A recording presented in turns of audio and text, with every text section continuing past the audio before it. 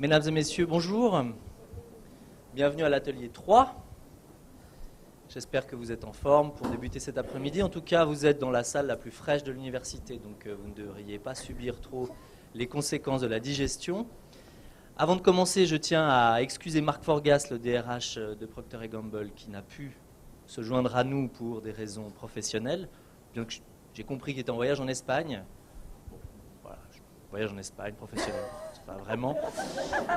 C'est tout à fait professionnel. Tout à fait professionnel. Et je sais aussi par rapport à ce qu'on avait appris ce matin, ça veut dire maintenant, par rapport à tout ce que j'ai vu, maintenant les taux de confiance vis-à-vis moi, en tant que femme, sont déjà baissés de 7,86, je pense tout de suite à 5,29. Donc voilà. Bon, ça dépend, vous avez des enfants, vous êtes... Excusez-moi, 4,85. Oui, j'en ai 2. Très bien. Alors évidemment, j'ai le plaisir d'accueillir Procter & Gamble aujourd'hui, une petite PME de la banlieue de Genève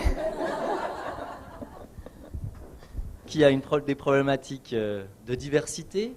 Non, plus sérieusement, vous connaissez tous Procter & Gamble, évidemment pour ses marques, évidemment pour sa politique RH d'accueil des employés, ces salles de repos pour les femmes enceintes, de salles de méditation, les espaces pour les animaux de compagnie, etc. Et vous savez peut-être ou peut-être pas que Procter & Gamble, cette année en tout cas, les ressources humaines de P&G ont reçu l'award des ressources humaines du CRQP Bilan pour un projet. Vous allez en parler cet après-midi ? Non. Pas spécialement, bien, mais vous on n'en peut en parlerez parler. pas cet après-midi. Alors je vous invite à venir au Salon RH les 4 et 5 octobre prochains, puisque là, ils viendront présenter ce projet qui est un projet lié au recrutement des jeunes collaborateurs dans l'entreprise. Évidemment, 2 intervenantes, Astrud Steuernagel et Blandine Dupré. Donc, une Allemande, une Française. On devrait avoir un exposé très équilibré. Je vais les laisser se présenter. Je vous souhaite un bon atelier et un bon travail. Merci beaucoup. On a vu toutes les différences entre les Français et les Allemands. J'ai vécu en France et en Allemagne et je peux vous dire, c'est vrai. C'est tout vrai. Donc moi, je suis Astrud Steuernagel. Je suis le DRH pour notre division de beauté ici pour l'Europe. Je suis basée à Genève depuis déjà presque 2 semaines. Donc, je n'ai pas encore fait ma formation sur la culture de la Suisse, mais j'ai hâte de le faire. Un peu plus par rapport à moi, donc oui, effectivement, je suis allemande. J'ai grandi plus ou moins en Allemagne jusqu'à l'âge de 16 ans. À 16 ans, j'ai commencé à bouger la première fois. J'ai passé 5 ans aux États-Unis avec une partie de ma famille, ça veut dire avec mes parents, mais plus avec mes frères qui étaient restés en Allemagne. Là, j'ai fait la découverte d'une culture assez particulière parce que ce n'était pas les États-Unis de New York, c'était les États-Unis de Lower Alabama, deep down in the South. Donc, j'avais fait ça. Après, je suis retournée en Allemagne, j'ai fait mes études dans le International Management et particulièrement dans la partie marketing. Je rejoins le groupe de Procter il y a très longtemps, donc ça veut dire déjà 19 ans, presque. J'ai commencé dans la partie marketing, j'ai fait les premiers 6 ans de ma carrière dans le marketing, avant de bouger avec mon copain à l'époque, qui est devenu mon mari, qui est anglais, pour aller en France. En France, j'ai fait une assignment dans les ressources humaines, que j'ai tellement aimé que j'ai décidé de changer la carrière. Donc j'ai fait 6 ans en France. Après, je suis allée en Angleterre pour travailler avec notre groupe de recherche et développement global, déjà dans la partie beauté. Ensuite, je suis retournée en France. Entre-temps, j'ai fait 2 enfants. Et en France, le dernier poste, c'était que je me suis occupée de notre client Carrefour, qui est le 2e plus grand distributeur du monde. Et là, j'ai eu une poste globale, ça veut dire à travers de tout le monde. Donc là, je pense avec tous les vécus, j'ai pas mal d'expériences interculturelles jusqu'à maintenant. Et avant de continuer de présenter Procter, c'est à Blandine. Bonjour à tous, mon nom est Blandine Dupré. Je travaille chez Procter & Gamble depuis 6 ans et j'ai rejoint le groupe juste après les études, donc on va dire typiquement comme beaucoup des recrues de Procter & Gamble. Je suis française d'origine, mais avec mes études, j'ai vécu 2 ans en Allemagne et 1 an en Angleterre, avant d'arriver ici à Genève. Actuellement, je suis responsable des relations sociales pour la Suisse et responsable aussi de notre programme diversité et intégration, dont on va vous parler, pour la Suisse également. Avec essentiellement notre site à Genève. Donc à Genève, on a notre siège pour l'Europe, le Moyen-Orient et l'Afrique, et un certain nombre de nos catégories au niveau mondial. Et on a 3300 employés et à peu près 70 nationalités représentées sur le site, d'où la problématique culturelle que l'on vit au jour le jour. Hein? Très bien, merci beaucoup, Blandine. Donc, on va faire ce workshop ensemble, on va les animer ensemble. Et n'hésitez pas aussi de nous interrompre, de nous poser des questions de fur et à mesure, s'il y a des points que vous avez à faire. Nous sommes filmés, donc c'est très bien, je pense. Mais ça veut dire également qu'il y a un problème de sonorisation. Donc, il faut aussi que, quand vous parlez, idéalement prendre aussi un micro que nous avons à notre disposition. Donc, ce que j'ai oublié de dire, c'est une des responsabilités que j'ai eues aussi également, c'était toute la partie Diversity and Inclusion, donc diversité et inclusion, et je vais y revenir pour notre région de l'Europe pendant l'année dernière. Donc, c'est une des raisons pour laquelle je suis là aujourd'hui et que je suis devenue le Marc Forgas. Juste une dernière peut-être remarque, vous verrez que la présentation est en anglais, parce que notre langue de travail est l'anglais, c'est vrai que tous nos matériaux de communication le sont, en revanche on va parler en français, donc jonglerai entre les deux. Très bien. Bon, qu'est-ce qu'on va faire cet après-midi pendant la prochaine bonne heure? On va vous parler un très petit peu de Procter, mais pas vraiment de Procter pour vous parler par Procter, pour vous donner envie de travailler avec nous. C'est vraiment pour vous faire comprendre c'est quoi la base, un peu de la société, et aussi, à cause de ça, la liaison avec la diversité et l'inclusion. On va également parler du pourquoi le faire, si on regarde ça par rapport au point de vue d'affaires, pourquoi est-ce qu'on pense que c'est tellement important. Et ensuite, regarder ça aussi de l'angle de l'employé. Pourquoi est-ce que c'est quelque chose que nous trouvons particulièrement parlant si on se met toujours dans la chaise de chaque employé qui est dans la compagnie. Ensuite, on va vous offrir 2 cas à étudier. Un sur l'efficacité de l'équipe et un autre sur une acquisition. Comme Procter est une grande boîte, c'est aussi une boîte qui a fait pas mal des acquisitions pendant les dernières années. Et ça, c'est aussi un aspect culturel qu'on va regarder un peu plus proche. Donc là, on va vous faire travailler, réfléchir et poser encore plus de questions. Et après, on va conclure et finir. Ça vous va? Oui? Très bien. C'est bien sûr toujours un peu plus difficile jusqu'après le déjeuner. Donc, c'est qui cette boîte Procter & Gamble? C'est, je pense, la boîte le plus grande dans le monde qui fait donc fast moving consumer goods, donc qui fait des produits de la consommation de quotidien.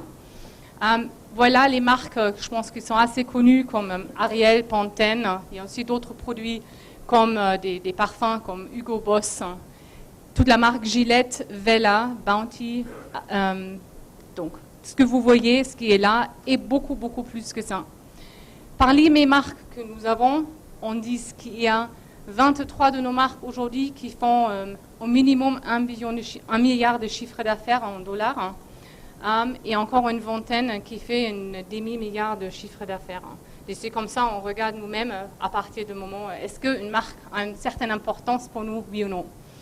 Et une chose qui est assez importante, c'est la partie ce sont les marques sur lesquelles les consommateurs font confiance, auxquelles les consommateurs confiance. Et cette confiance est aussi une des valeurs clés que nous avons intégrées dans notre organisation en soi, qui est aussi une des raisons pour laquelle c'est très important de travailler en permanence sur l'inclusion et la diversité avec nos collaborateurs. On a vu quelques chiffres, on a vu là où on s'est situé en Suisse, un des chiffres externes, c'est dans le mesurement de Diversity Inc. L'année dernière, on était en place numéro 6 au niveau mondial. Et on était également classé dans les premières 5 des compagnies par rapport au multiculturel et des femmes pour travailler pour nous. Il y en a d'autres, mais en principe, ça nous présente un peu en tant que compagnie. Donc souvent, les gens connaissent les marques, mais ne connaissent pas forcément Procter & Gamble en tant qu'employeur. On dit notre raison d'être, pourquoi est-ce qu'on est là? On dit c'est pour toucher et pour améliorer les vies pas seulement aujourd'hui, mais aussi pour toutes les générations à venir. Ça veut dire qu'il y a tout cet aspect de ce que je sais bien quoi faire aujourd'hui, mais c'est aussi pour la durabilité dans l'avenir. Et ce que je fais, c'est avec une conscience à la fois pour les employés, mais aussi à la fois pour l'environnement autour de moi. La boîte existe maintenant depuis 177 années, c'est ça? Donc c'est quand même aussi une des boîtes qui est là depuis un petit moment. Si on regarde qu'est-ce que dit notre PDG c'est Bob McDonald, qui est notre CEO et Chairman of the Board.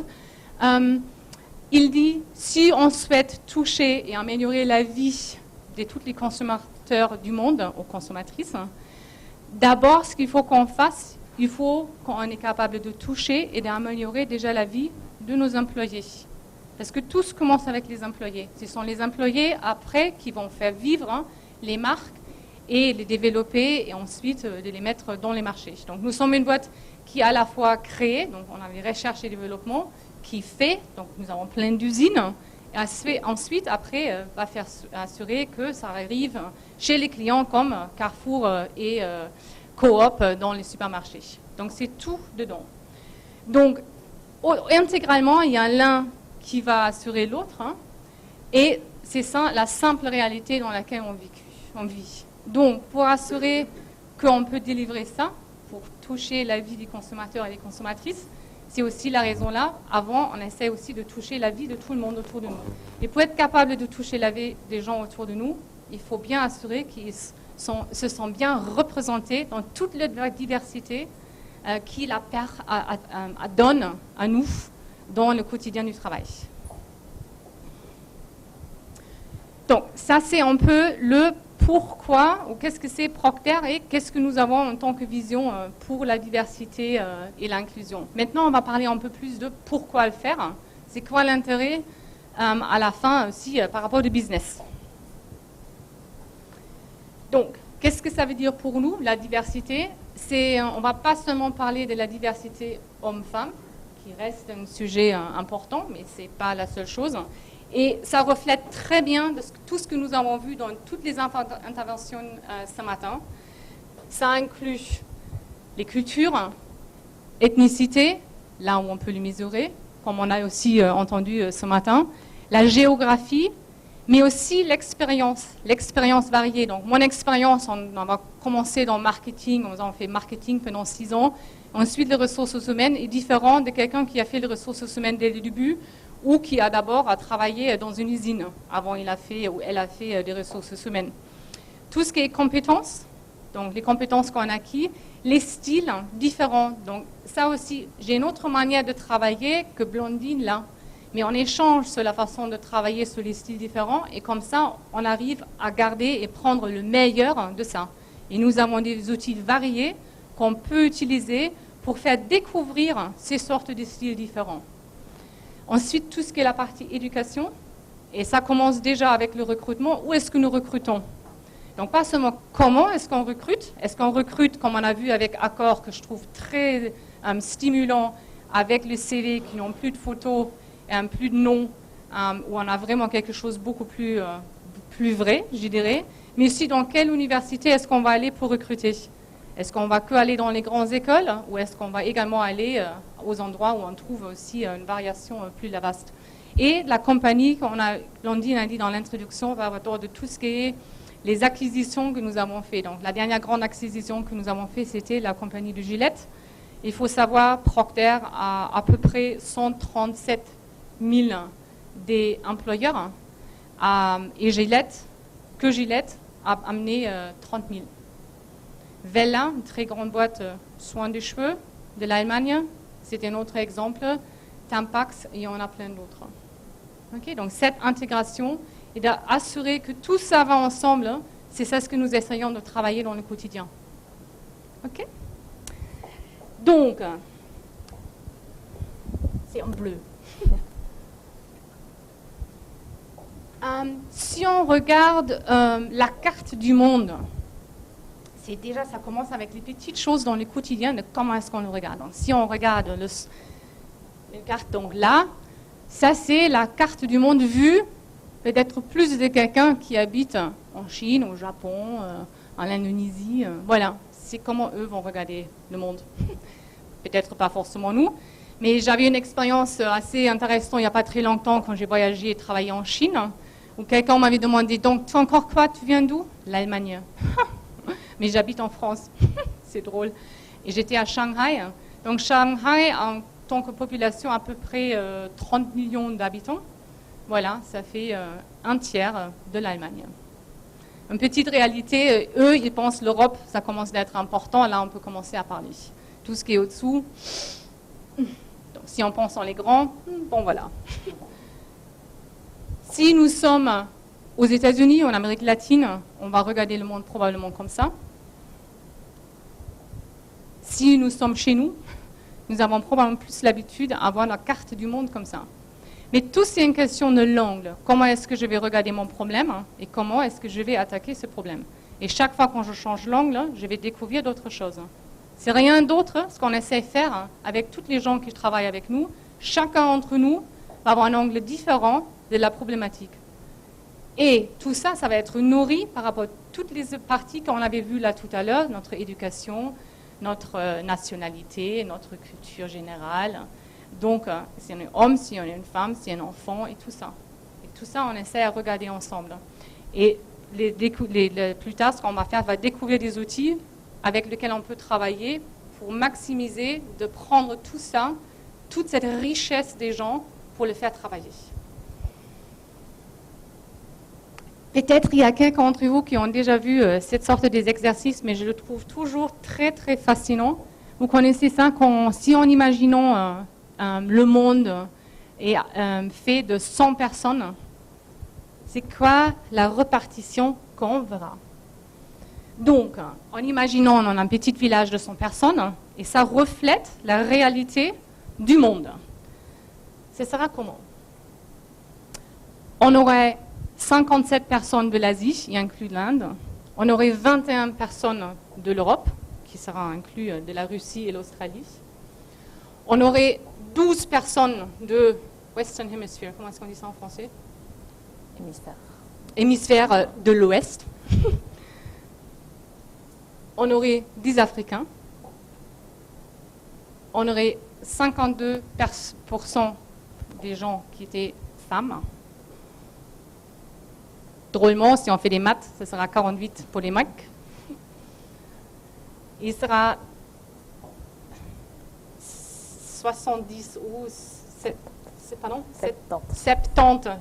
Il me faut encore 2 semaines en Suisse. 70 qui seront pas de la couleur blanche, 30 de la couleur blanche, et 75 qui sera des non-religions de christianité, et 25 avec. 95 sera hétérosexuel et 5 sera plutôt versé vers le même sexe.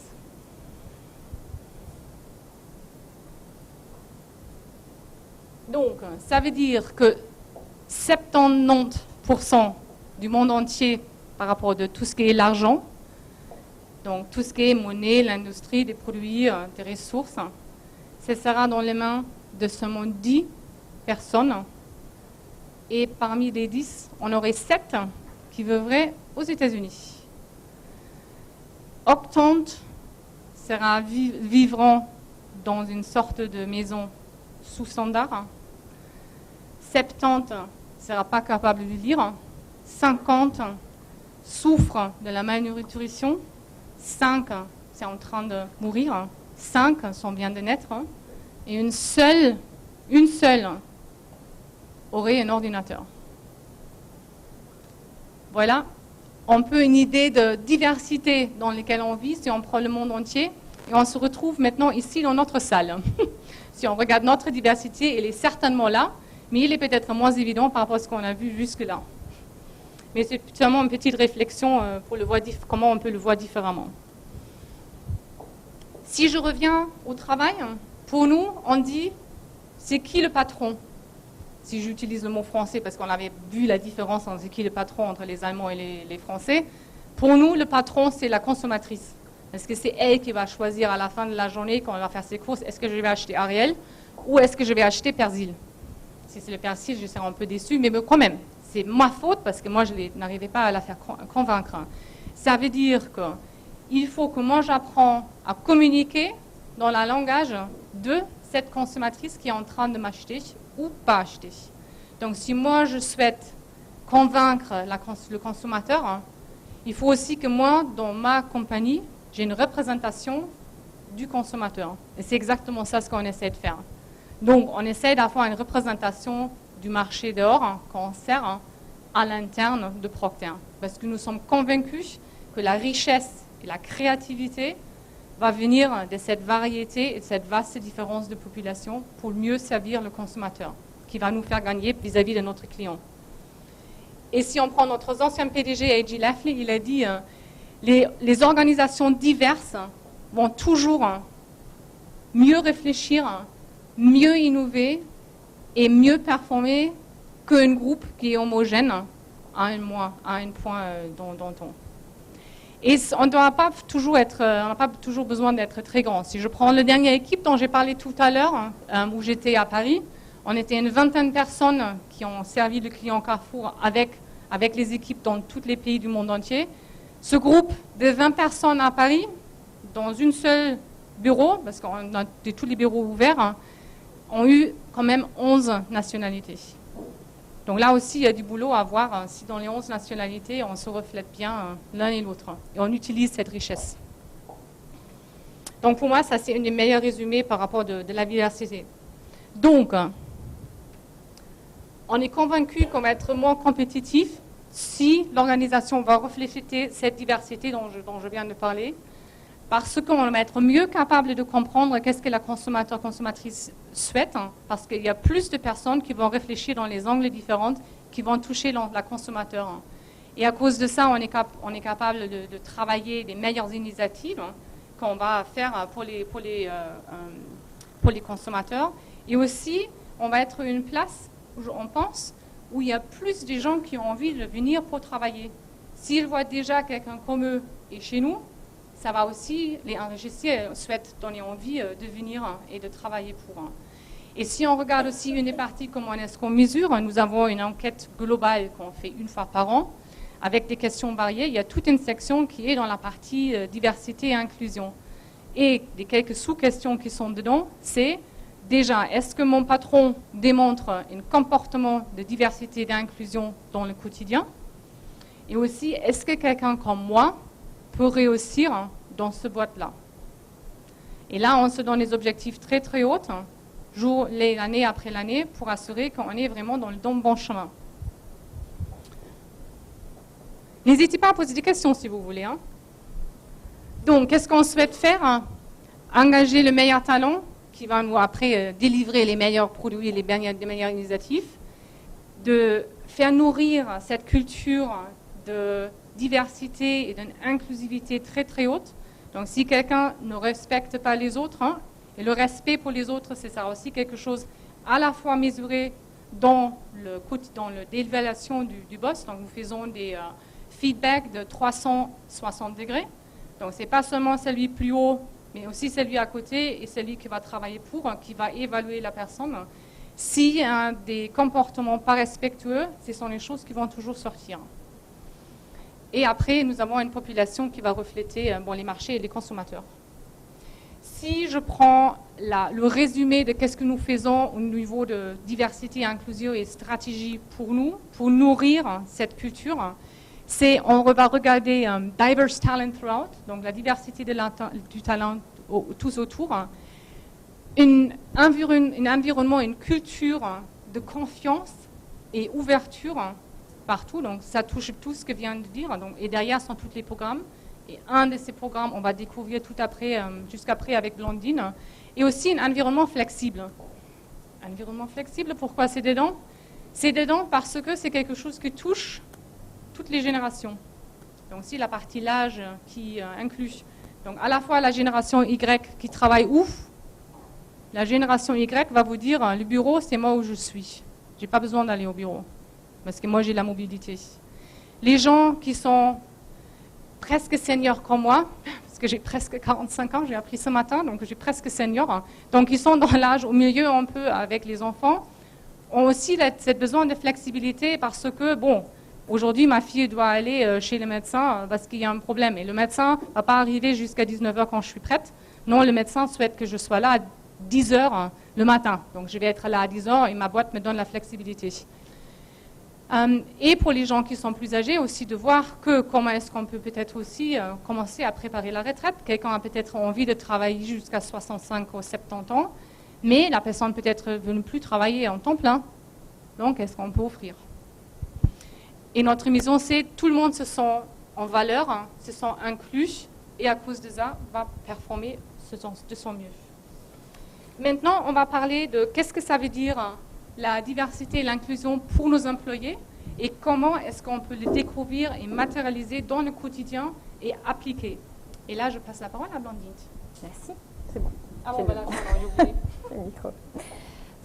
Ce qu'on vous a déjà montré là et ce que je vais continuer de vous expliquer, c'est typiquement aussi le matériel que l'on partage avec nos employés pour les initier à la diversité culturelle. Donc, vous imaginez aussi un petit peu le genre de discussion qu'on essaye de stimuler avec nos employés.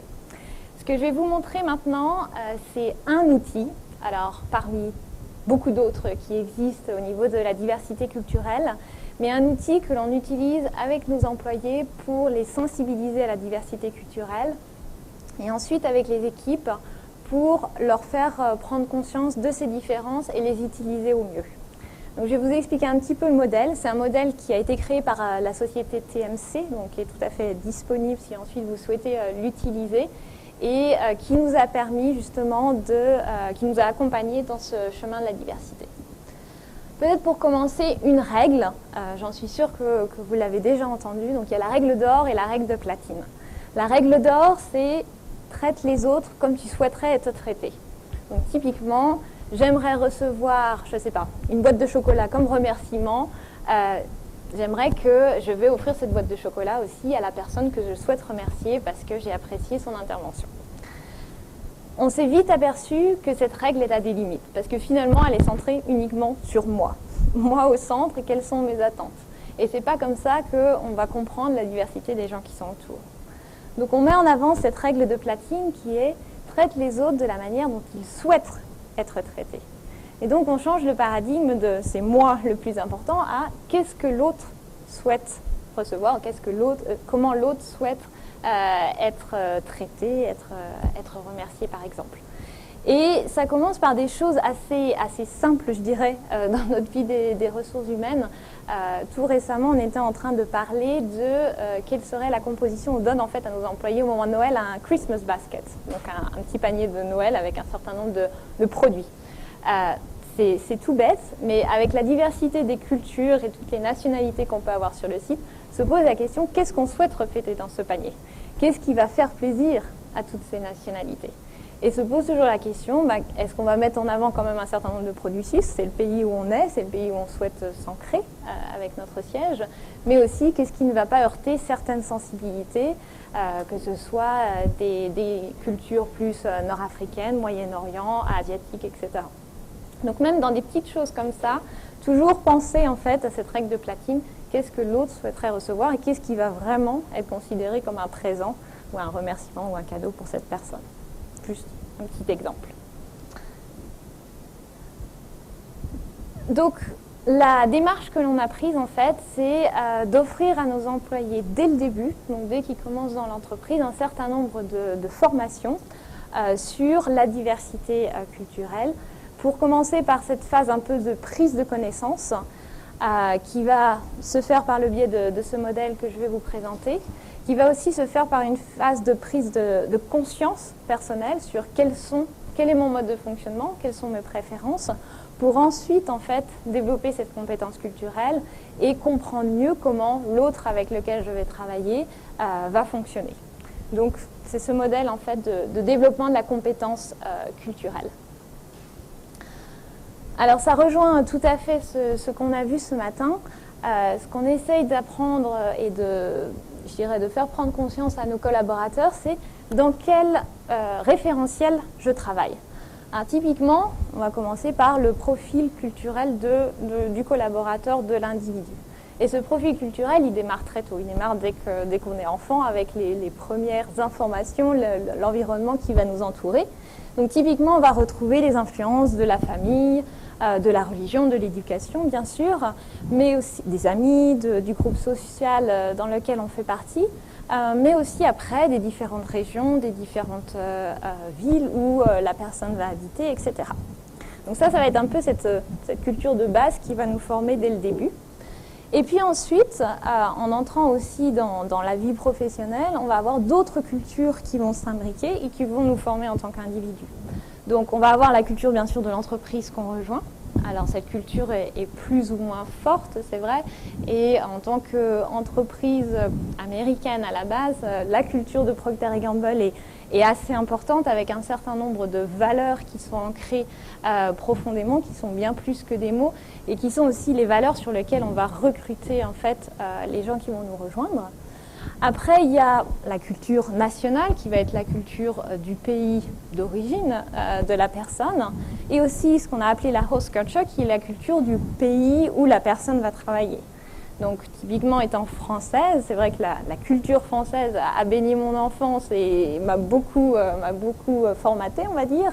Mais c'est vrai que les autres pays dans lesquels j'ai vécu ont clairement influencé aussi la manière dont je pense et qui font que je suis probablement plus à même de comprendre certains modes de fonctionnement d'Astrud sur certains aspects que peut-être une personne qui aurait vécu purement en France. Je peux vous donner un exemple. Ce qu'on avait vu ce matin, là, il y avait le monsieur en Bavarie qui a dit aux Français à 23 heures du soir s'il vous plaît, va traverser la rue quand il fait rouge. Moi, quand je suis arrivée à Paris, je commençais à dire aux gens carrément de ne pas jeter les choses par terre. Parce que j'ai trouvé ça insupportable qu'il y ait des gens qui étaient en train de fumer ou de faire le parquet de cigarettes ou quoi d'autre et de jeter les choses par terre. C'était au dehors de moi. Je n'arrivais pas à me taire. Hein. Ça m'avait pris quelques semaines. Après, je me suis habituée que de ne plus dire ça aux gens. Mais ça est revenu à mon référence culturelle qui était plus fort que l'environnement que j'ai vu. Après, j'ai accepté, je n'ai pas jeté les choses par terre, j'ai dit toujours à mes enfants c'est différent, mais quand même, c'est un des pleins exemples que je partageais par rapport à ça. Et ça revient à ce qui nous a inculqué depuis notre plus tendre enfance aussi. Nos parents vont peut-être nous dire, tu ne contestes pas l'autorité. Typiquement, ensuite, c'est quelque chose qui va rester un peu dans notre subconscient, qui va rester à travers nous. Après, on va évoluer, on va peut-être voir d'autres modes de comportement, mais ça restera notre mode premier de réagir face à certaines situations. La culture de la famille, bien sûr, et enfin la culture fonctionnelle, qui est peut-être un peu plus difficile à cerner, mais qui est très visible dans une entreprise comme la nôtre, où on a des fonctions très marquées. Donc si on pense la culture du marketing ou la culture de la finance, par exemple, chaque fonction a vraiment une culture très séparée. Même si on reste au sein de la même entreprise, il y a un certain nombre de manières de se comporter, de manières de s'exprimer qui vont être plus fortes dans une culture que dans une autre et se manifester différemment. Donc voilà un peu le modèle de base dans lequel on commence. La définition de la culture que l'on utilise et que l'on partage, c'est une des définitions. Comme on l'a vu ce matin, il y en a beaucoup. Je dirais, ce qui différencie un petit peu cette définition des autres qu'on a vues ce matin, c'est l'aspect aussi émotionnel, en fait, qui est pris en compte. Donc, on parle d'un certain nombre d'idées, d'émotions, de manifestations que l'on peut observer en termes de comportement et de symboles, qui vont avoir tendance à être attendues ou à être renforcées ou à être même reconnues et récompensées au sein d'un groupe défini.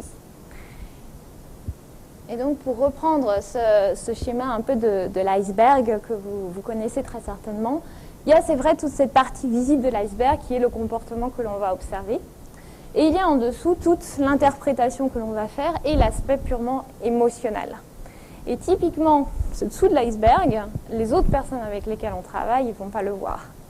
Donc, moi, dans mes préférences personnelles, c'est vrai que j'aime bien être ponctuelle, j'aime bien démarrer à l'heure. Si je vois quelqu'un qui déjà arrive 10 minutes en retard à la réunion et puis qui en plus va commencer par discuter avant de se mettre concrètement dans le travail, ça va m'énerver. Mais ce n'est pas forcément quelque chose que je vais montrer à l'extérieur.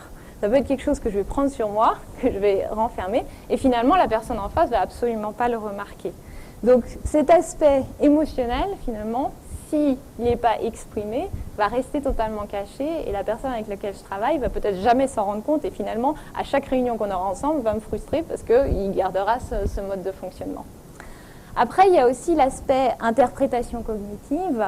Dans la manière dont je fonctionne, pour moi, ce qui apparaît respectueux, c'est typiquement si j'ai un désaccord avec mon supérieur hiérarchique, je vais me mettre dans une salle pour en discuter ensemble, mais faire quelque chose qui sera, on va dire, dans un environnement fermé. Maintenant, j'ai des collègues qui fonctionnent d'une manière totalement différente et qui, eux, vont se sentir beaucoup plus à l'aise de donner du feedback, comme ça, dans l'environnement. On fonctionne en open space, donc sans bureau fermé, et qui vont le faire très librement. Pour moi, l'interprétation que je vais faire au début, ça va être il n'est pas du tout respectueux de cette personne. Ça me gêne, c'est pas respectueux. Alors qu'en fait, pour la personne qui le fait, c'est tout à fait dans sa manière de fonctionner. Donc, en moi, je fais déjà une interprétation qui peut être tout à fait erronée, parce que pour la personne qui est dans la situation, c'est pas comme ça qu'il le voit. Donc, c'est important de garder en tête ces deux aspects cachés que l'on ne voit pas finalement de la culture, mais qui sont très présents. Si on en vient au modèle, donc qui s'appelle le Cultural Orientation Model, on regarde en fait 10 dimensions dans ce modèle-là, qui sont des éléments qu'on a évoqués déjà ce matin, qui composent la culture. Donc vous voyez le temps, tout ce qui va toucher à l'action, tout ce qui va toucher à la communication, qui est d'autant plus importante, l'espace, la relation au pouvoir, l'individualisme, la compétitivité, la structure et le fonctionnement de pensée, en fait. Pour chacune en fait, de ces dimensions, on va avoir une espèce de continuum, avec de part et d'autre des comportements extrêmes, plus ou moins marqués. Et cet outil, en fait, permet à chacun de nos collaborateurs de remplir un questionnaire avec un certain nombre de questions posées, alors soit à choix multiples, soit ouvertes pour certaines d'entre elles, et qui vont permettre en fait d'établir ce modèle pour chacun des collaborateurs. Alors comme vous voyez, si je prends par exemple le pouvoir, vous avez hiérarchie et égalité. Donc en fonction des réponses de la personne, il va se situer plutôt au niveau de la hiérarchie, plutôt au niveau de l'égalité ou plutôt au milieu, et ainsi de suite sur chacune des dimensions. Et donc chaque personne va faire ce questionnaire, et ensuite, et j'en viendrai un petit peu plus loin dans la présentation dessus, l'idée c'est qu'on peut comme ça comparer les profils culturels de chacun des collaborateurs et engager la discussion. Alors clairement, ça reste un modèle, et comme tout modèle, avec un certain nombre de généralisations, mais ça permet au moins d'avoir un langage commun. Et pour certaines difficultés qui peuvent créer des conflits ensuite dans l'environnement de travail, au moins démystifier certaines choses et d'avoir ce langage commun pour exprimer une situation un peu délicate. Voilà. Alors, ce que je vais faire maintenant, bien sûr, je ne vais pas entrer dans le détail des 10 dimensions parce que ça prendrait un petit peu trop de temps, mais je voulais vous donner quelques exemples de comment ça se matérialise. Donc typiquement, si on prend la dimension de l'action, on a la partie being, qui serait traduit en français peut-être pour l'être en fait, et la partie faire, la partie doing. Donc les gens qui vont avoir une préférence pour la partie being, c'est des gens pour qui la relation va être au centre de tout. Les gens qui ont une préférence pour l'action, le doing, ça va être vraiment les tâches, les processus qui vont être au centre de tout.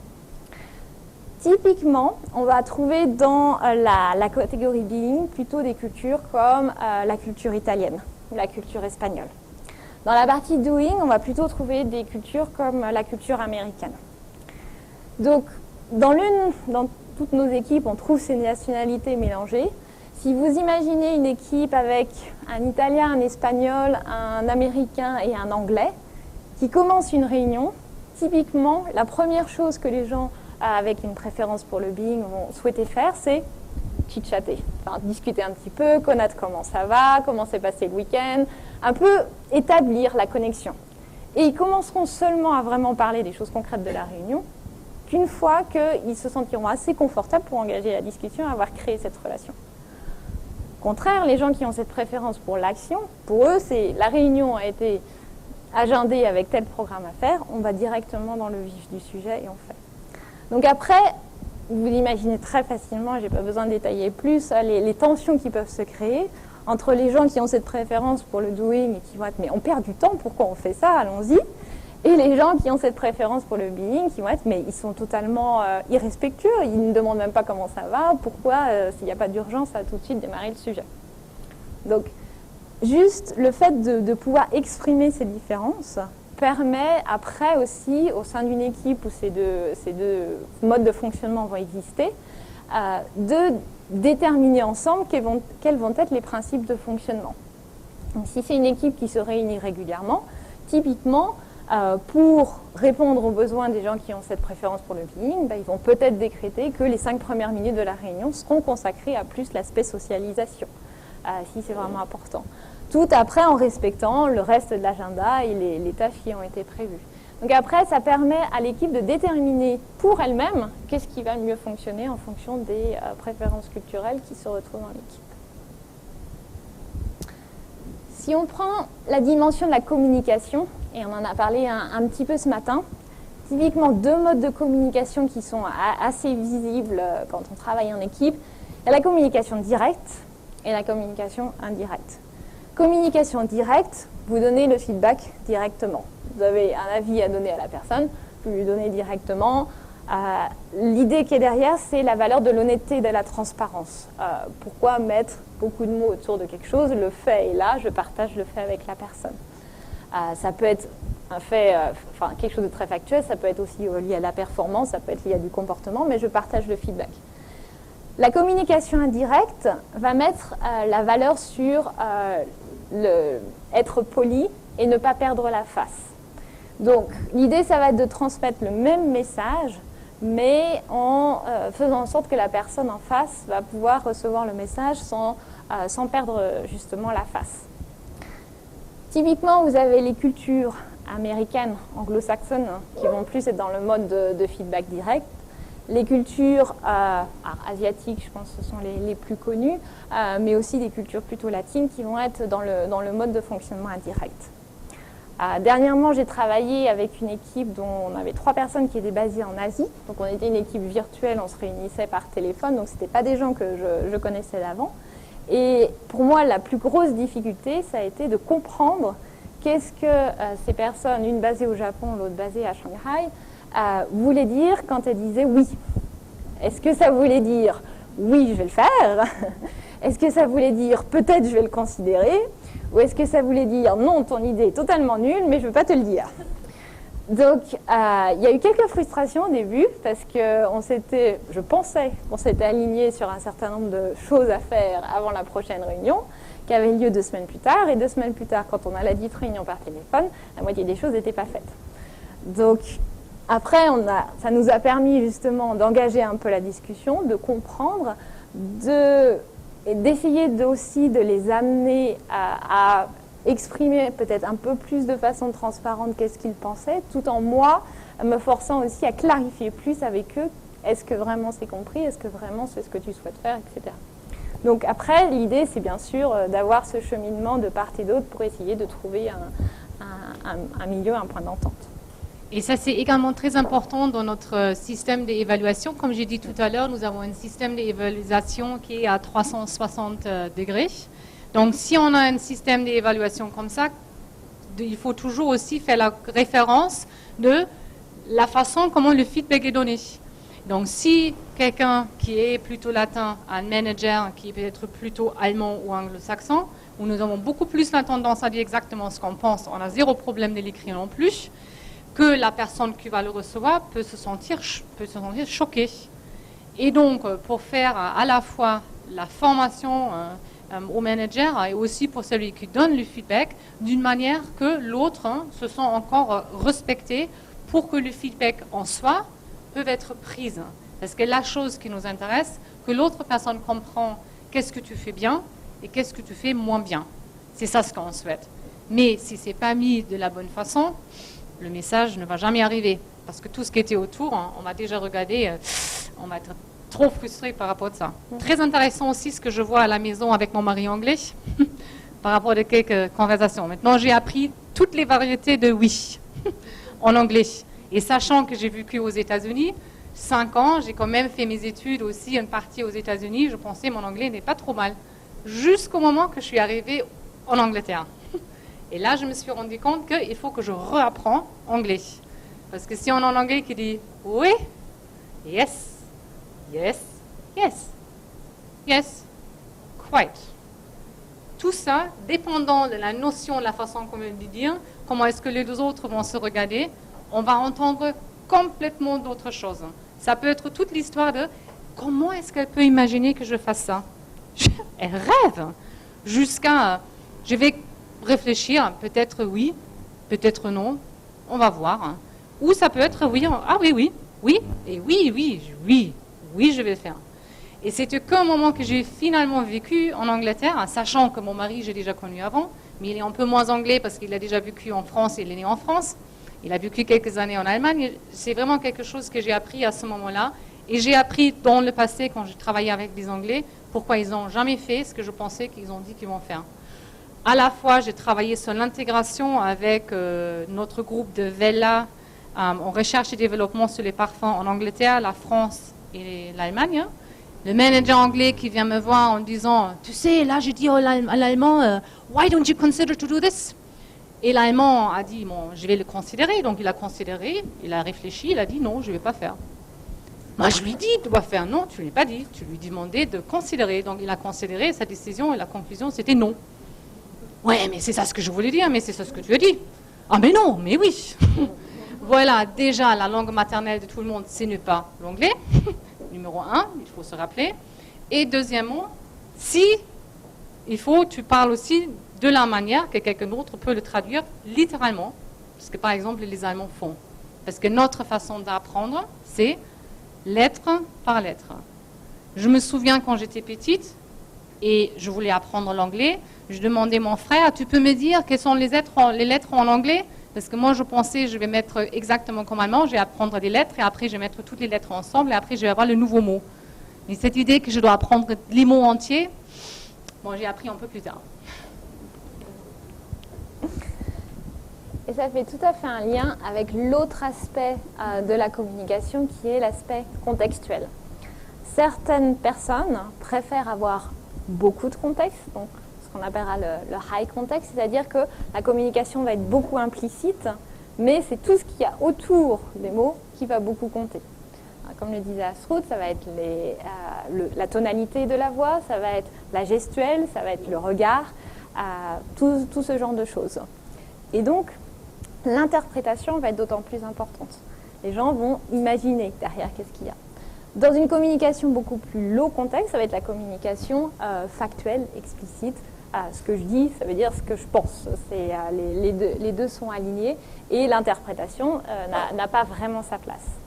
Maintenant, si on regarde les mots clés, on va dire un petit peu entre low context, high context, donc les mots, les faits ont beaucoup d'importance dans une préférence pour le low context. Pour le high context, ça va être beaucoup plus tout ce qui vient avec la personne en fait qui parle. Ça va être son histoire, ça va être tout ce qu'elle a eu avant comme expérience, ça va être son âge, son statut social, etc. Maintenant, si je vous demandais de positionner les différents pays, ou les différentes régions, si c'est un peu plus simple, sur une échelle entre high context et low context, qu'est-ce que vous verriez plutôt? High context et plutôt low context?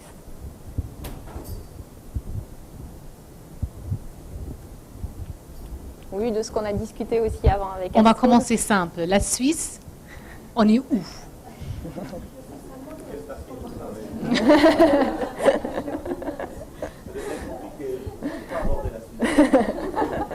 Oui, je suis désolée, je viens du canton de Genève, là.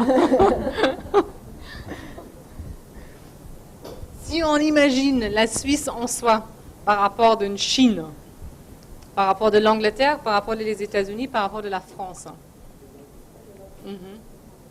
Oui. Et là, on peut avoir encore low contexte si on est en Suisse allemand, ou c'est un peu moins de low contexte, mais quand même encore low contexte quand on est en Suisse français. Oui. Donc ça peut donner quelque chose qui ressemble à ça. Bon, Donc, on a placé la Suisse en bas. Après, voilà, avec des petites variantes en fonction des régions, mais Suisse, Allemagne, Scandinavie, plutôt vers du low context. Après, culture asiatique, japonais, chinois, arabique, plutôt vers du high context. Et ce que mentionnait Astrud, je ne sais plus si on a le English, donc l'Angleterre, qui se situe un peu vers le milieu, mais pour qui le contexte est déjà important. Si on fait un lien maintenant avec... oula, c'est pas ce que je voulais. Mince, c'est pas comme ça que ça devait apparaître, mais c'est pas grave. Avec nos moyens de communication de tous les jours au travail. Typiquement, vous avez des moyens de communication comme l'email, le BlackBerry. Alors, Communicator, c'est un outil très interne à P&G qui est en fait l'équivalent de Messenger, une messagerie instantanée interne. Ce sont des moyens de communication très factuels, très précis. On échange juste des mots, vraiment. Après, vous avez les autres moyens de communication. Typiquement, le face-à-face, qui va être le moyen de communication par excellence, plus high context, où là, on a toute la richesse de l'interaction entre deux personnes, avec le visuel, l'auditif, les mots qui sont échangés, etc. Donc, ça permet aussi de comprendre, en tout cas au sein d'une équipe qui aurait ces différentes préférences, quel va être le moyen privilégié de communication. Et certaines personnes vont typiquement, systématiquement envoyer un email. D'autres personnes vont typiquement plutôt se déplacer jusqu'au bureau pour aller parler. Et donc après, quand on a ces équipes multiculturelles, j'en reviens à ce que je disais tout à l'heure, quel principe de base on va établir et sur quoi on se met d'accord, sur quel sujet on va plus communiquer par email, sur quel sujet plus on va agender une réunion et se rencontrer face à face en fonction de ce qu'il y a à discuter.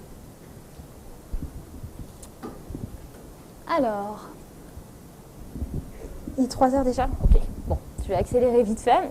Une autre dimension qui est assez importante, qui peut provoquer aussi pas mal de distension, c'est tout ce qui est l'environnement. Donc les gens ont un rapport à l'environnement qui peut aller de tout ce qui est contrôle, c'est-à-dire avoir une personne qui va prendre la direction, prendre le lead, qui va vraiment aller de l'avant, diriger l'initiative, à une personne qui va plus au contraire chercher l'harmonie, qui va chercher le consensus, qui va chercher le compromis et qui va plus être dans la facilitation que dans la direction. Et après, à l'aspect plus constraint. Donc vous pouvez facilement imaginer un rapport qui peut se créer entre un manager, un responsable d'équipe qui va être plus dans une préférence de contrôle et le reste de l'équipe qui cherchera plus l'harmonie ou vice-versa. Donc là, les tensions peuvent aussi naître si elles sont pas. Après, il y a l'aspect temps, qui, pour moi, en tout cas, quand je suis arrivée en Suisse, a été assez révélateur, on va dire. Alors, non seulement sur l'aspect single focus, multi-focus, mais je dirais plus sur l'aspect fixe et fluide. Donc, l'aspect vraiment de la ponctualité, le temps, c'est une heure qui est donnée et on la respecte, ou l'aspect plus du temps comme un continuum, comme quelque chose de fluide, où oui, on a donné une heure de se rencontrer, on se rencontrera. L'important, c'est de se rencontrer, finalement. Et moi, personnellement, je l'ai beaucoup vécu avec des équipes, quand on travaille avec des équipes nord-africaines en particulier. On a une filiale au Maroc, où, se déplaçant pour faire une formation pour ces équipes, donc quand même voyageant depuis Genève jusque là-bas, on avait décidé de commencer à 9h. Et j'avais demandé... 9h, c'est pas trop tôt, suivant les habitudes que vous avez. Non, on commencera à 9h. 9h moins 10, puisque ma préférence étant ponctuelle, j'arrive un petit peu avant. Personne dans la salle, je me suis dit, bon, c'est normal. 9h05, toujours personne. 9h15, la première personne arrive, très contente, très enthousiaste, présente. 9h30, je pense que j'avais à peu près les 10 personnes sur 25 qui étaient attendues. Donc bon, on a fait la journée comme ça. Toute la journée s'est un peu étalée avec des décalages progressifs d'horaire. Et donc, à la fin, je leur ai dit, écoutez, qu'est-ce qui marche le mieux pour vous ? Est-ce qu'on commence à 10h ? Et ça me va très bien. Demain, deuxième journée de formation, on commence à 6h. Moi, j'ai pas de souci. Non. Demain, on sera là à 9h. On commence aussi à 9h. C'est ce qui était prévu. Très bien. Le lendemain, même sujet, 9h. Alors là, ils avaient fait un petit effort. Je pense que j'avais à peu près la classe entière à 9h20, 9h25. Mais juste pour eux, ça faisait partie de la manière de fonctionner normale, en fait. Et ce n'était pas irrespectueux, comme ce que j'avais commencé à le percevoir au début. Je me suis dit, bon, quand même. Mais au contraire, c'était juste la manière d'être, et c'était juste aller à l'encontre de leur fonctionnement naturel que de se forcer à respecter un horaire de manière aussi précise, en fait. Et au bout du compte, on a fait la formation dans son ensemble, et je pense que l'apprentissage a été d'aussi bonne qualité que si on avait respecté l'horaire à la lettre, mais c'est juste la manière de l'aborder. Alors, je vais sauter ça, juste pour vous montrer brièvement comment on construit notre programme de formation autour, en fait, d'un cycle de connaissances, donc, qui va commencer, comme je le disais, par tout ce qui est self-awareness, donc par la découverte par le collaborateur de son propre profil culturel, compréhension personnelle, pour aller vers une compréhension de l'autre, pour aller ensuite vraiment vers des compétences culturelles. Et si je vais... Alors, je vais remplir le slide comme ça directement. La manière dont on procède, et on le fait finalement pour toute nouvelle équipe qui se crée, ou quand on a des grosses situations d'acquisition, comme le mentionnait Asroud, on va commencer par tout ce qui est la cultural due diligence. Donc en gros, c'est une analyse, un assessment de la situation, où on en est, et on va demander aux collaborateurs de compléter ce profil. Après, on va commencer à comparer les profils, regarder où est-ce qu'il y a des similarités, où est-ce qu'il y a des différences. Et typiquement, si on va peut-être se trouver dans une situation où il va y avoir un individu dans l'équipe qui va avoir des préférences assez différentes du reste du groupe sur un aspect précis. Donc là, on va plus aller dans la partie style switching, c'est-à-dire comment on peut en fait modifier sa façon d'être habituellement, de se comporter pour se rapprocher plus de la manière de fonctionner du groupe dans son ensemble. Ou alors, on peut avoir une situation où finalement il y a des disparités très importantes. Et là, on va aller vraiment dans tout ce qui est cultural dialogue. Donc, c'est-à-dire vraiment analyser en profondeur où sont ces différences, qu'est-ce que ça veut dire au quotidien, et commencer à engager la discussion pour aller vers jusqu'au cultural mentoring, que l'on a beaucoup fait dans le cas des acquisitions, c'est-à-dire qu'on met en fait en binôme une personne d'une équipe A, on va dire par exemple P&G, et une personne de l'équipe B qui est de l'entreprise qu'on est en train d'acheter et avec laquelle on va fusionner. Donc, par exemple, P&G et Gillette. Et donc l'idée, c'est que ces deux personnes-là qui, généralement, on va dire, ont une fonction assez similaire, vont travailler sur des projets assez similaires, puissent échanger entre elles sur la manière de fonctionner au quotidien dans l'entreprise et permettre d'avoir non seulement l'aspect un peu plus théorique que l'on va apporter par le biais des formations, mais l'aspect concret. Qu'est-ce que ça veut dire au jour le jour travailler, soit chez P&G, soit chez Gillette. Voilà, donc ça c'est l'outil que l'on utilise qui en fait est disponible sur notre intranet. Donc ça permet aux gens de compléter sur l'intranet leur profil, de le conserver, d'avoir toutes les informations et aussi d'avoir le profil des gens avec qui ils travaillent. Donc ça leur permet comme ça de comparer cette fameuse roue multicolore avec la personne avec qui je vais avoir une réunion aujourd'hui, quel est un peu son profil culturel et aussi quel est le profil culturel du pays dans lequel je suis. Donc typiquement, ça c'est un outil que l'on fait compléter à tous les gens qui vont arriver sur le net. Oui ?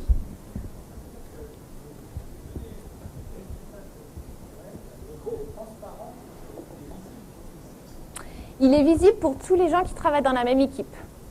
Donc, c'est-à-dire que c'est un accès où on rentre les noms des gens qui sont dans un groupe donné, qui ont décidé de faire cette intégration culturelle, et les 10 personnes ou 20 personnes qui travaillent dans la même équipe peuvent voir ça.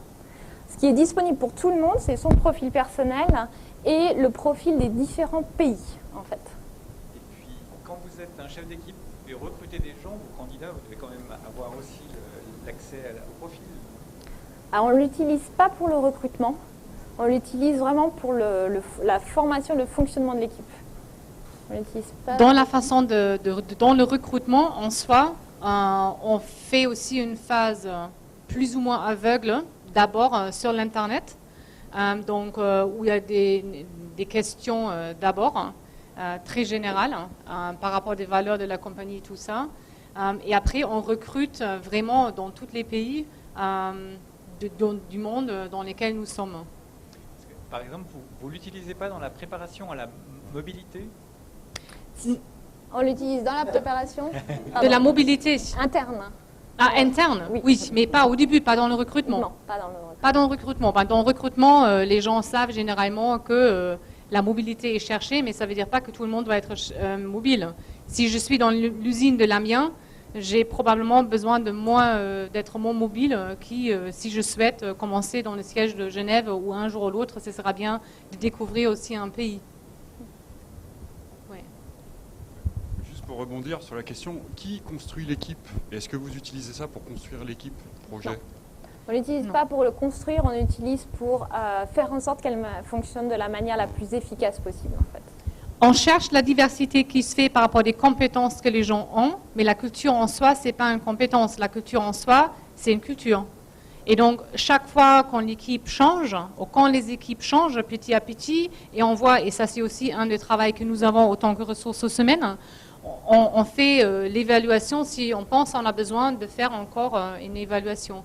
Et comme là, c'est ça c'est un outil, hein. Nous avons plein d'autres. Hein. Donc après, ça dépend aussi des sortes des équipes que nous avons devant nous. Ça peut être aussi des outils d'évaluation plus dans l'interaction l'une personne vis-à-vis l'autre. Donc vraiment, ça dépend.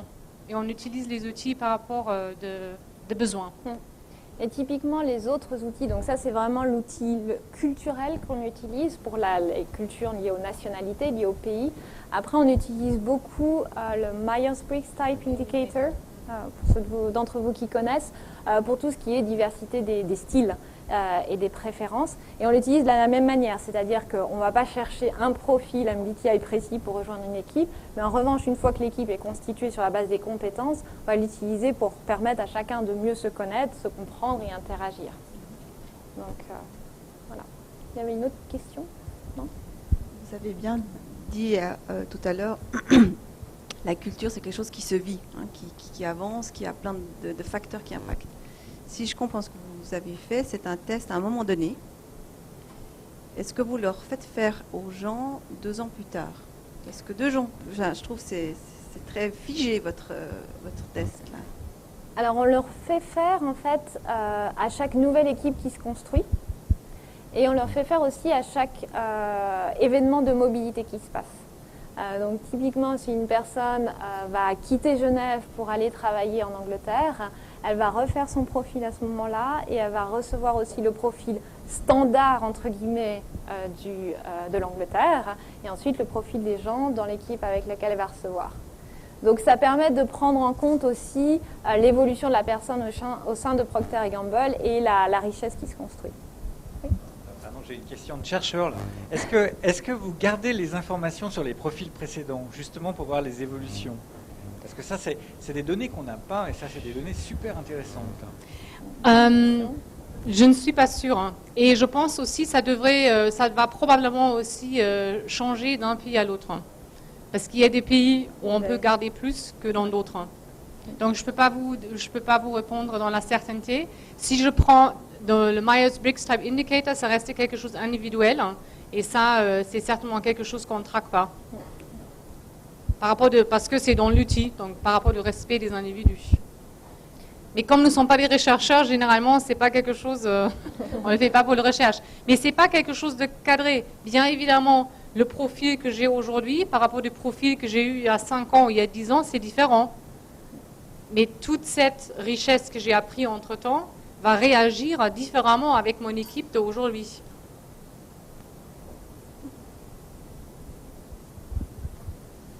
Une question. Vos modèles sont certainement très sophistiqués, mais moi je demande, est-ce que vous connaissez un cas où un projet de la vie quotidienne ou du business ne décolle pas, ne marche pas à cause de la diversité culturelle? Je pense un exemple, on va dire, très, très business. Donc, bon, il y a une partie de notre travail à Genève, c'est tout ce qui est marketing et tout ce qui est campagne de publicité pour la vente de nos produits. Vous connaissez peut-être la marque Dash pour tout ce qui est lessive. Et on a lancé le Dash 2 en 1 à un moment. C'est une initiative qui est partie de l'Angleterre. Et l'idée, c'était toute la campagne de publicité autour de vous économiser, puisqu'en gros, vous avez l'adoucissant avec la lessive. Donc toute la campagne de publicité était autour de Money Saver. Donc vous économisez en achetant ce nouveau produit. Grande campagne de publicité avec une femme qui allait faire ses courses, rentrait, avait le dash dans sa voiture, rentrait à la maison. C'était merveilleux. J'ai économisé aujourd'hui avec même les petites piécettes qui allaient dans le petit pot à la maison. L'idée, on a dit, on transfère cette publicité anglaise en France, telle qu'elle. On la traduit, bien sûr, en français, mais on la transfère telle qu'elle. Première réaction des consommateurs, la voiture avait la conduite à gauche. Mal partie, avait la conduite du mauvais côté, la voiture. Donc la réaction des consommateurs français, ça a été « Ah, vous investissez même pas pour faire une nouvelle publicité, on n'est pas assez gros pour que vous puissiez faire une nouvelle publicité pour nous Français. » Première réaction. Deuxième réaction, on n'est pas bête quand même. C'est « Vous ne nous faites pas économiser de l'argent, vous êtes juste en train de nous dire qu'on ne sait pas gérer notre porte-monnaie. » Donc on a complètement rechangé la publicité après ces écoutes, et je dirais on a perdu un temps fou dans la mise sur le marché, parce qu'en gros, ça a été du réactif. On a eu cette réaction des consommateurs, on s'est dit, bon, on ne peut pas garder la publicité, il faut absolument qu'on en refasse une nouvelle. Entre-temps, on avait d'une part les frais de retrait de la publicité qui étaient à la télévision, et ensuite la création de la nouvelle publicité. On a lancé cette nouvelle idée en France qui était, je ne saurais plus vous trouver les mots exacts, mais qui était en gros l'adoucissant en cadeau. Donc le mot, en fait, gift, le mot cadeau. Beaucoup plus au français, c'était génial, on me fait un cadeau, c'est à moi, je suis bien traitée personnellement et tout. On s'est dit, bon, on a une nouvelle idée, ça marche. On va la transférer en Allemagne, puisque c'était le 3e marché sur lequel on se lançait dans l'Europe. Et là, réaction totalement négative, les Allemands ont dit, non mais vous fichez nous, une entreprise ne peut pas faire de cadeaux. Donc, échec total, et on a dû repenser. Là, ce que je veux juste montrer par cette petite illustration, c'est on l'a fait sur un mode réactif, parce qu'à l'époque, dans l'équipe qui s'occupait de Dash, on n'avait pas ces différentes nationalités, ces différentes sensibilités culturelles, et ça nous a fait perdre beaucoup de temps de lancement sur le marché, beaucoup d'argent aussi à retirer des publicités, alors que l'idée maintenant, à travers ces équipes multiculturelles, en particulier au sein du marketing, c'est d'anticiper ces différences et de pouvoir, dès le début, lancer une campagne de communication qui sera plus globale et qui respecte les sensibilités de chacun. Je ne sais pas si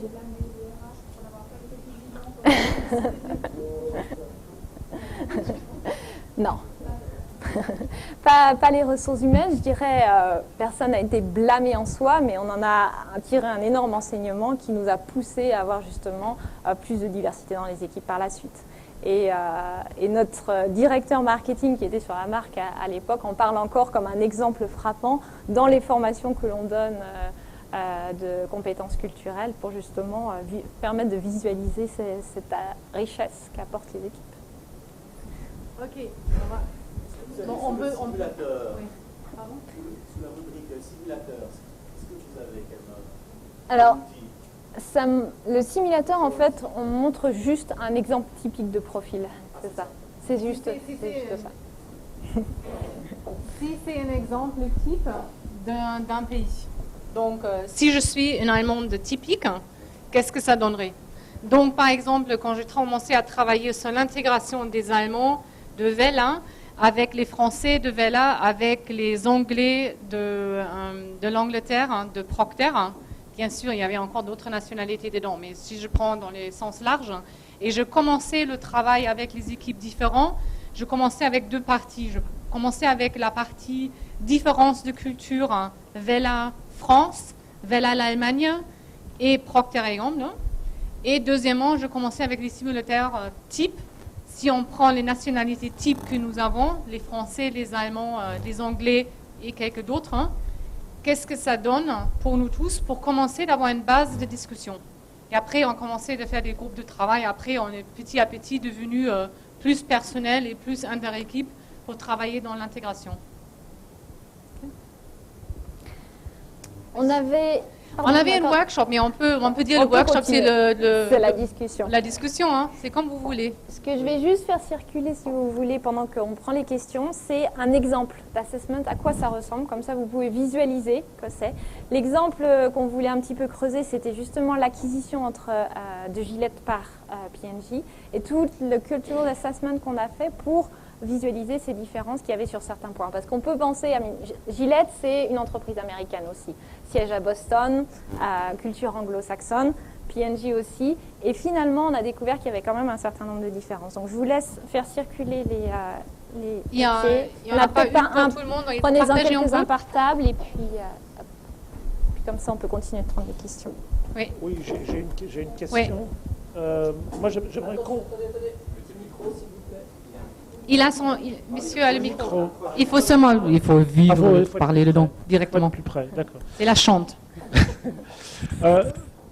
Moi, j'aimerais comprendre, dans votre échelle, vous ne pouvez pas mettre des gens dans une boîte. Par exemple, je prends une de vos dimensions qui est ordonnée et flexible. Si je suis complètement ordonné, ça veut dire que je suis psychorigide quelque part. Si je suis flexible, c'est que je suis un chercheur fou. Donc, comment vous managez cette échelle et puis comment vous évitez de faire rentrer absolument vos collaborateurs dans des boîtes? Alors, je dirais que ce n'est pas l'un ou l'autre, déjà.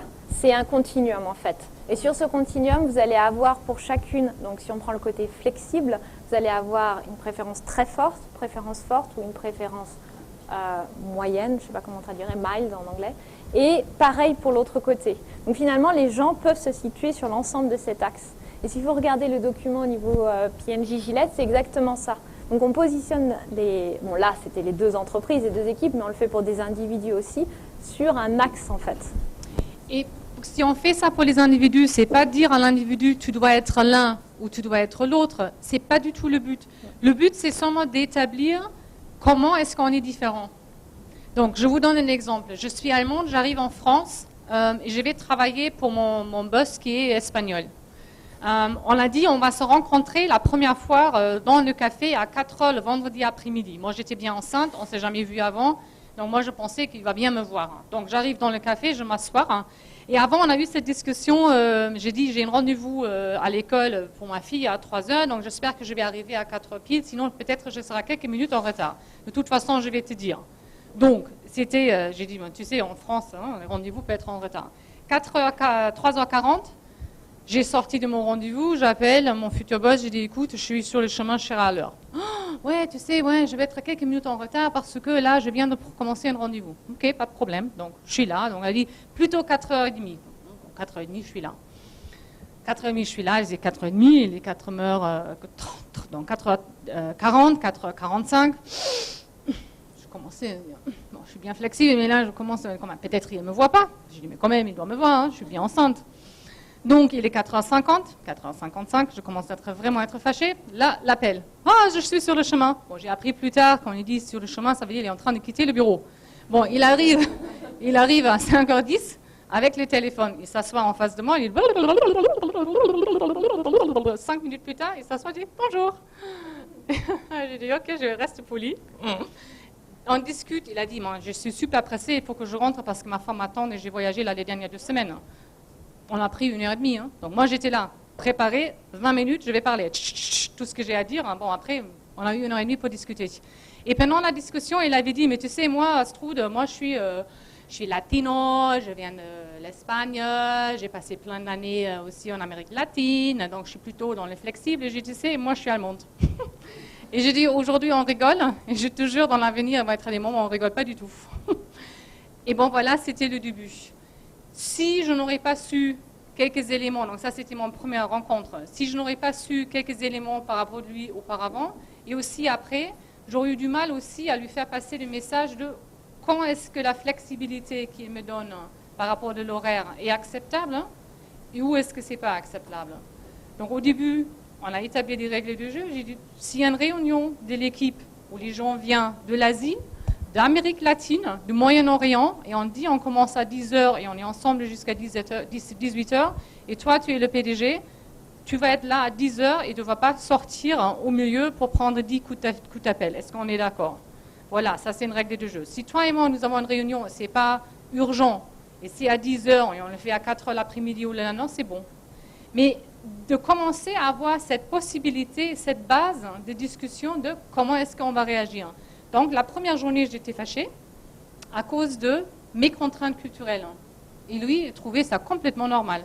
Si on n'aurait jamais eu cet échange au début et après, on aurait toujours une certaine tension dans cette collaboration. Une autre chose, on a discuté ça aussi avec Blandine, que j'ai appris après 3 ans, cette manière de gérer le temps, qu'au début je pensais bordélique, chaotique, et je ne trouvais pas du tout de valeur, hein, j'ai quand même appris qu'il y a énormément de valeur dedans, parce qu'il y a une créativité qui vient avec, une autre manière, une fluidité de trouver des nouvelles solutions que je n'avais jamais appréciées avant.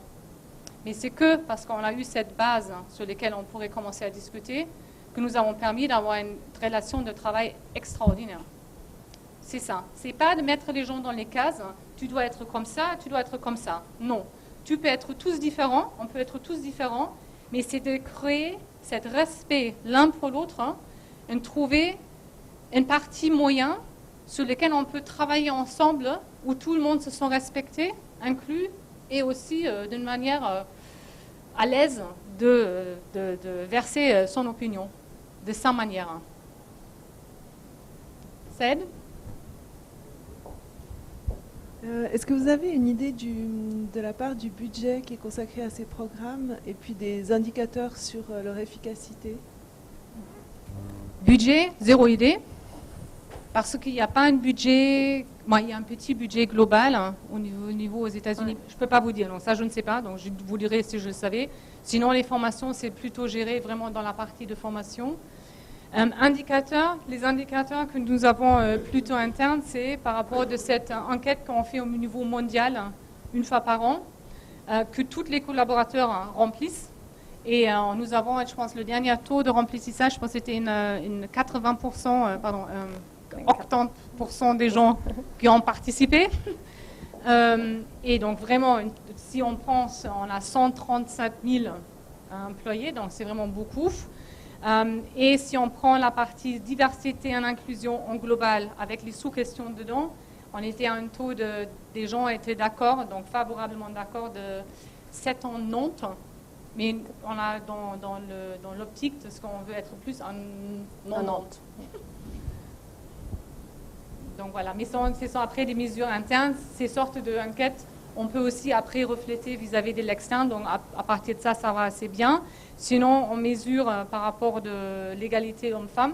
Donc là, on souhaite avoir un 50-50. Aujourd'hui, dans le management, on est à 39. Pour les senior management. Pour les senior management. Donc à 39, bon, le plus on devient, ça dépend après, ça peut être moins, ça peut être plutôt 25 à 30, ça dépend après des niveaux. Mais quand même, l'idée, c'est d'arriver à 50. Et l'autre chose, dernière partie, c'est toute l'évaluation externe. Donc, est-ce qu'on est Diversity Inc. Global, position numéro 6. Un jour, on souhaite prendre la place de Sodexo, qui est un numéro 1. Ce qu'il faut savoir aussi, c'est que tous nos dirigeants ont dans leur scorecard, donc ils ont un scorecard business, et un des éléments mesurés, c'est aussi la diversité de leur organisation. Donc, ça a été aussi, ça date de quelques années en arrière seulement, mise en place pour tous les dirigeants de filiales et de catégories. Merci. Moi, j'ai juste une question. Vous avez dit que vous avez des profils par pays. Est-ce qu'ils sont définis par Procter & Gamble ou par l'outil? Non, par l'outil. Ça, c'est externe, c'est l'outil. C'est la même chose comme le Myers-Briggs Type Indicators, qui est un outil psychologique qui est aussi externe. En Europe, c'est facilité par le groupe Oxford Psychology Press, OPP. Vous pouvez rechercher sur le net, qui est en Angleterre, pour faire cette sorte de formation. Il y en a plein d'autres. Non. Ça, on cherche externe. La manière dont on fonctionne, c'est qu'on a formé à l'interne un certain nombre de personnes. Donc TMC a formé un certain nombre de facilitateurs sur l'outil. Et ensuite, ces facilitateurs le cascadent. Et MBTI, pareil. Donc moi, je suis formatrice. Donc moi, je peux former les autres. On sait aujourd'hui qu'il y a une corrélation entre l'intelligence culturelle et puis la performance de l'individu. Est-ce que dans votre programme de mobilité interne, vous prenez en compte ce paramètre? Je dirais oui et non, peut-être pas défini comme ça, mais en tout cas, c'est quelque chose que l'on regarde dès le recrutement. En fait, on a défini ce qu'on appelle 9 facteurs de succès sur lesquels on va ensuite interroger les candidats. Et l'un d'eux, on l'appelle in touch, c'est-à-dire toute la faculté à être connecté avec son environnement extérieur. Alors ça va au-delà de la connaissance culturelle, c'est l'environnement dans son ensemble, mais on a déjà cet aspect-là. Et on a un deuxième facteur de succès qui est Embrace this Change, c'est-à-dire comment la personne va s'intégrer dans un changement ou va initier le changement. Donc ces deux aspects-là, finalement, on les a dès l'étape de recrutement et c'est quelque chose ensuite qu'on va évaluer chez nos collaborateurs tout au long de leur carrière. Et donc typiquement, que c'est vrai, des collaborateurs qui ont des forces dans ces aspects-là seront plus enclins à la mobilité. Et c'est qualitatif dans l'évaluation. Nous faisons également des programmes de formation sur l'intelligence émotionnelle, de plus en plus. Parce qu'on voit de plus en plus c'est important.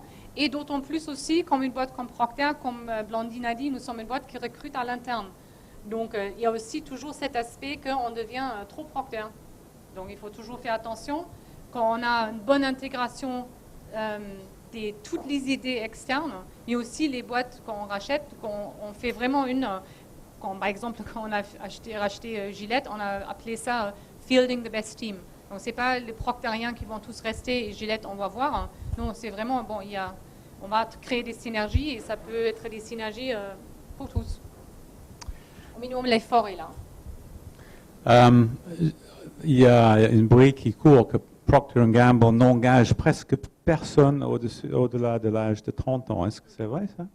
Oui, c'est vrai parce que nous faisons du recrutement interne. Donc ça, c'est correct, sauf avec des positions de spécialisation où on peut recruter des gens externes parfois pour leur spécialité, donc dans les niveaux légal ou d'autres.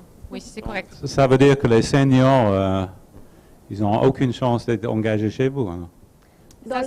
Mais on a quand même plein de seniors qui sont chez nous. Oui. Mais qui ne rejoindront pas l'entreprise après 40, 45 ans, etc. Parce que les postes qui sont ouverts à l'extérieur sont des postes juniors. En fait. Oui, mais ça, là maintenant, on est bien d'accord, on parle de la gestion de cadre. Oui. Ce n'est pas du tout la même chose si on parle des usines, dans l'opérationnel, dans les techniciens. Donc là, c'est différent. Oui. Dernière question.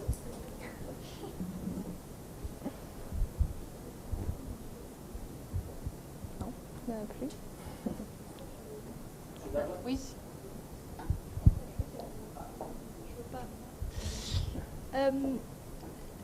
Selon l'échelle que vous avez là, typiquement si vous voyez qu'il y a un aspect où c'est vraiment très écarté, est-ce que vous avez des outils spécifiques ou des exercices, des façons de travailler ces domaines-là en particulier? Oui, après ça dépend à quel niveau est-ce qu'on le travaille. Est-ce qu'on le travaille au niveau d'une région, au niveau d'une division de business, au niveau d'une équipe?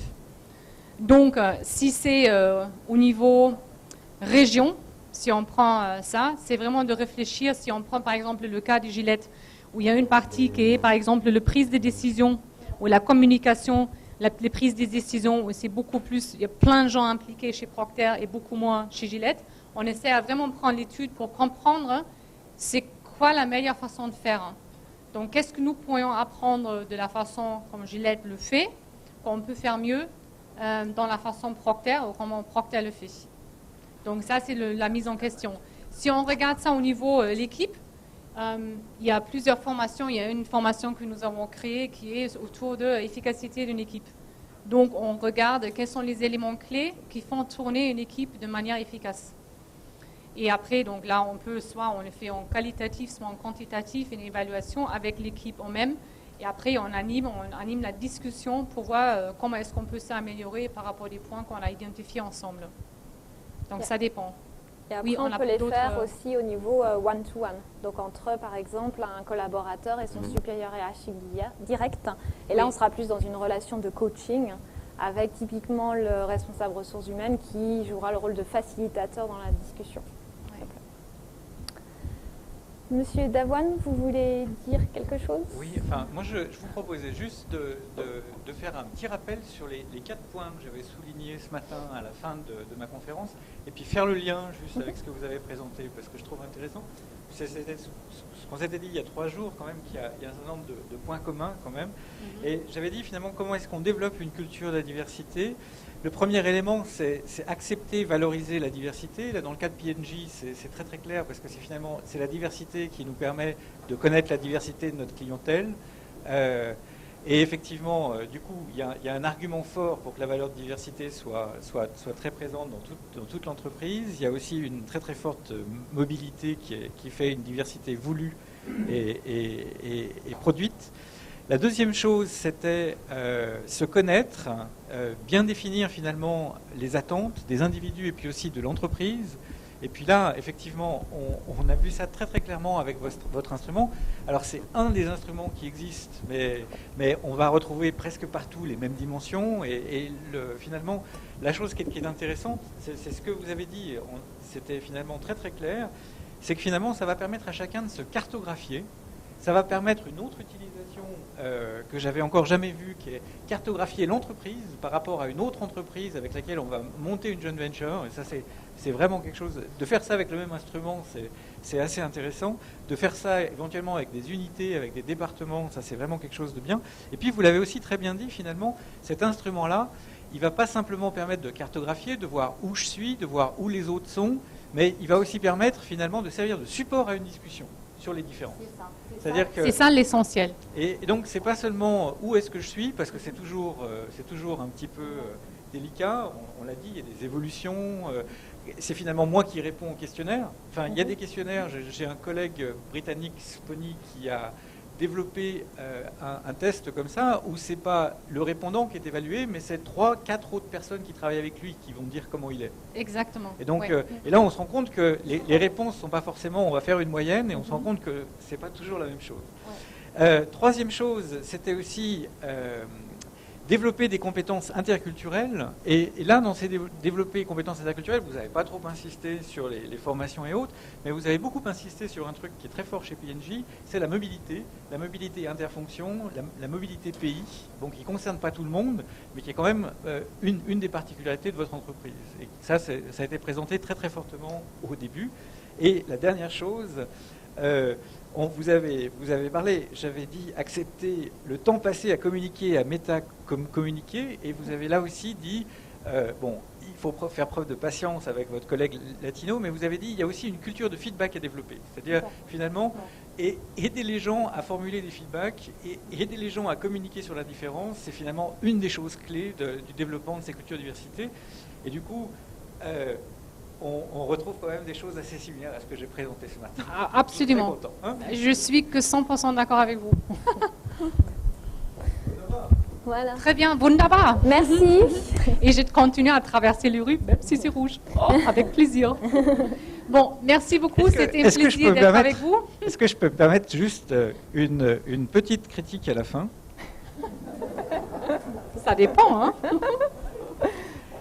Est-ce que vous ne croyez pas qu'il y a un conflit potentiel, finalement? Moi, je me suis quand même posé 2 questions. Et puis, je ne suis pas le seul. Il y a eu quand même des gens qui ont émis un certain scepticisme.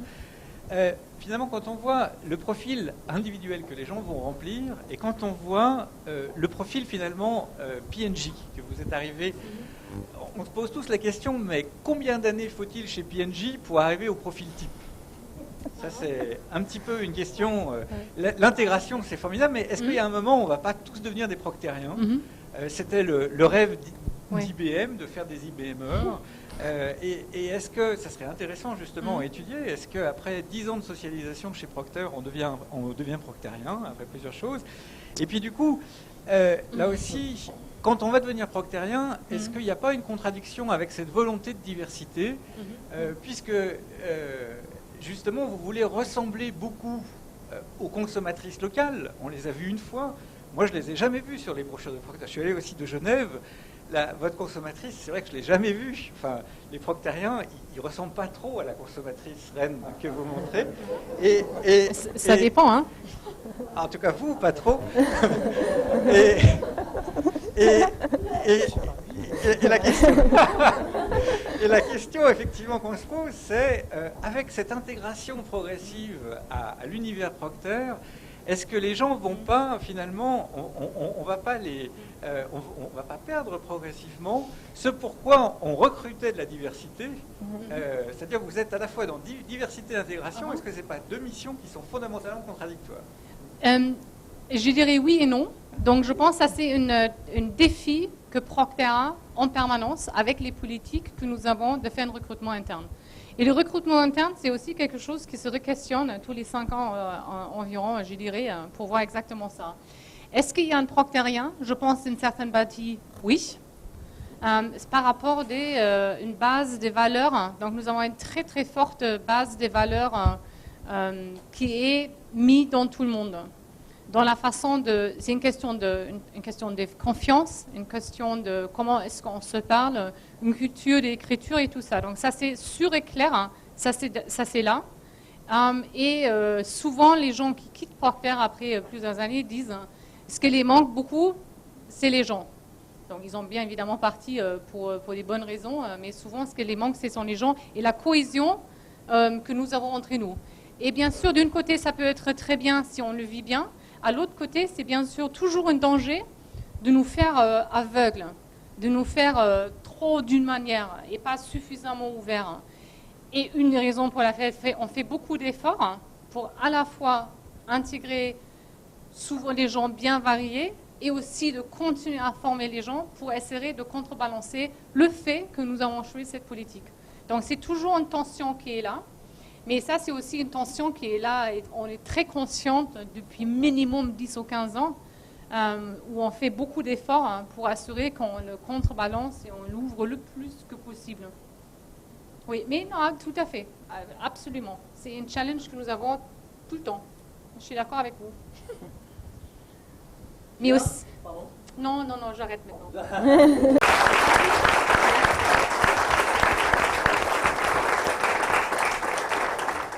Merci beaucoup, je pense qu'on peut discuter encore avec vous à la pause. Avec très grand plaisir. Voilà, on a été des bons romans, c'est-à-dire qu'on a dépassé le temps qui nous était imparti.